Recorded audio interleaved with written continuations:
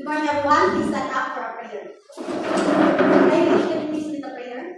Father, Son, Holy Spirit. Amen. So, good morning, class. Good morning, ma'am. Okay, before you sit down, please pick up pieces of paper. Now, let me check your attendance. Responso, present. Sambili, present. Sayungan, present. Simapon, and Torres. Before we proceed to our lesson, please stand up for this action song.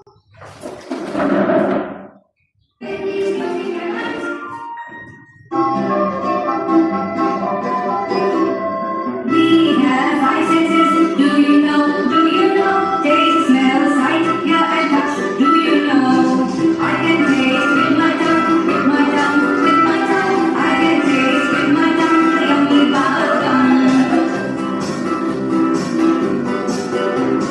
I can smell with my nose, with my nose, with my nose. I can smell with my nose the lovely red rose.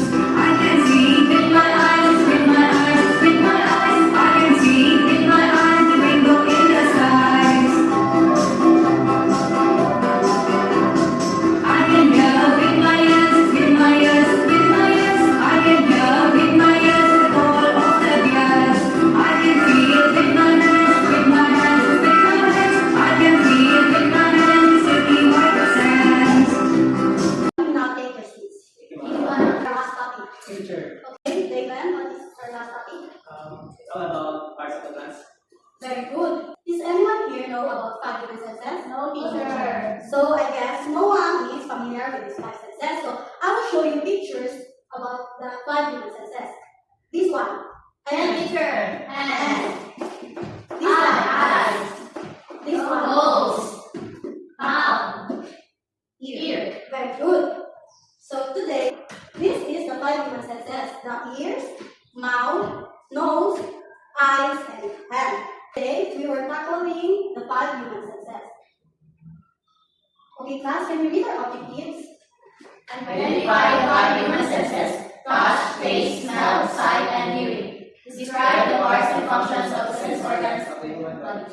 Follow helpful habits to protect the sense organs. So, class, can you please read the slide? Sight. The ability to see things with our eyes. So, what is the use of our eyes? To see, sure. Yes, very good. Next, Hearing. The ability to hear sounds with our ears. what part of our body we will use when we hear something or Our ears, teacher. yes. Next, Taste. The ability to know flavors using our tongue. very good. Next, Smell. The ability to detect smells with our nose. Touch. The ability to feel things with our skin like pressure, heat, and texture. simple helpful habits to protect our senses organs. First is eyes. David, can you read? Eyes. Wear sunglasses outside. Take breaks from screens and visit the eye doctor. Yes, we need to protect our eyes for more clear eyesight. Next is mouth. Irish, can you please read? Mouth. Brush your teeth, eat less, drink with white water, and don't smoke. Next. Ears. Angel, can you please read? Please read the ears. Ears. Stay away from loud noises. Keep your ears dry and get your hearing checked. Hands. Responsibility. Hands. Wash your hands often, keep them soft with lotion, and wear gloves as needed. Nose. Rosemary, please read. Nose. Keep your nose clean, avoid things that make you sneeze and breathe like a boy. Thank you. So now, I will group you into two. Before this activity, I will first group you into two and I will give you these questions then you will answer. This is all about five human senses. So,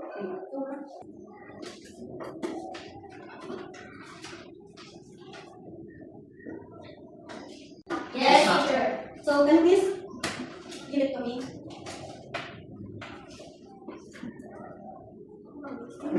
Everyone, you did a great job. Out of 5 groups, 4 groups got a perfect score. So now let's all clap our hands. Okay, for another activity, I will group you into 5 groups again. Then I will assign you a topic to discuss or to answer.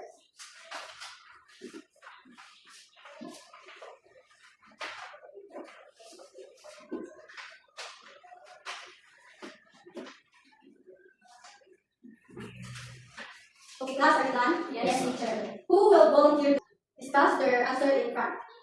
Okay, Christy.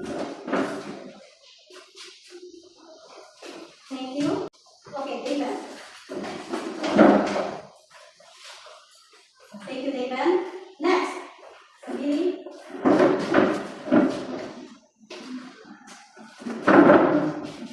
Okay, thank you. Let's clap our hands to be the great job. So, and our class, I will give you an assignment. So, in your science book, turn it into page 24 to 28, then answer the assessment in your science notebook. Now, we will have a additional activity for me to know that my lesson is clear to you. Is it okay? Yes, ma'am. Can you name what is this? Yes? No, teacher. So, nose is for Our nose is smell, teacher. very good. So, this. Yes, Angel? Eyes, mom. Okay, eyes. What is the use of our eyes? To see. Very good. Next. Yes, Rosemary. Hands, teacher. When we will use our hands?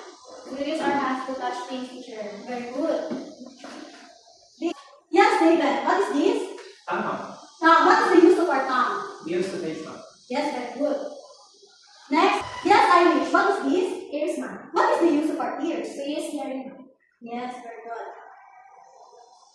And that is all about our lesson for today. May I ask, what are those 5 human senses? Eyes, nose, tongue, hands, and ears. Yes, very good. For your participation today in class, and don't forget to answer your assignments. Goodbye, class. Goodbye and thank you, teacher. Okay, you may now leave our class.